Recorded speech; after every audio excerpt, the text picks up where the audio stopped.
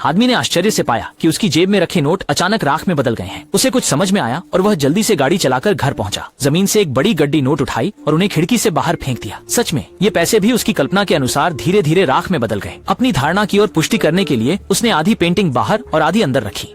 वास्तव में कुछ सेकंड के बाद बाहर की ओर दिख रही पेंटिंग आंखों से देखी जा सकने वाली गति से पुरानी होने लगी। आदमी को तुरंत इस कमरे का रहस्य समझ में आ गया। असल में यहाँ पर की गई इच्छाओं से प्राप्त चीजें कमरे से बाहर नहीं जा सकती, यानी कि वे जो भी चीजें यहाँ पर बनाते हैं वे केवल इस कमरे में ही उपयोग की जा सकती हैं। एक बार बाहर जाते ही वे तुरंत गायब हो जाती हैं। इसी समय उसकी पत्नी बच्चे को धूप में ले जाने की योजना बना रही थी, लेकिन यह बच्चा भी कमरे में इच्छा से बनाया गया था। आदमी कल्पना नहीं कर सकता कि अगर बच्चा कमरे से बाहर गया तो क्या भयानक चीजें हो सकती हैं।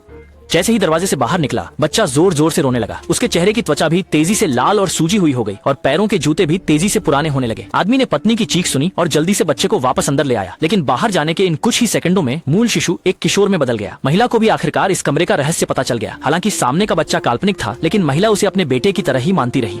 आमतौर पर वह बच्चे को पढ़ना और लिखना सिखाती थी, लेकिन उसे कभी भी कमरे से बाहर नहीं जाने देती थी। बाहर की हर चीज लड़के के लिए नई और अजनबी थी। लड़के की जिज्ञासा के कारण बाहर भागने से रोकने के लिए महिला ने सभी खिड़कियों को लकड़ी के तख्तों से बंद कर दिया। अगले दिन जब आदमी जागा, उसने देखा कि कमरे की लाइटें टिमटिमा रही थीं और उसके मन में एक बुरा एहसास हुआ। कोरैन, इस समय लड़के ने इच्छाओं के कमरे को जंगल में बदल दिया था और वह खुशी खुशी स्नोमैन बना रहा था। महिला ने अनायास कहा, अरे ये इच्छाओं का कमरा न केवल धन बना सकता है बल्कि मानव की जरूरत की खुशी भी बना सकता है। लेकिन आदमी की सोच बिल्कुल विपरीत थी। उसे लगा कि लड़के का ऐसा करना बहुत खतरनाक है, इसलिए उसने गुस्से में बच्चे को कमरे से बाहर खींच लिया और सख्ती से चेतावनी दी कि भविष्य में इस इच्छाओं के कमरे में उसे कभी भी कदम रखने की अनुमति नहीं होगी।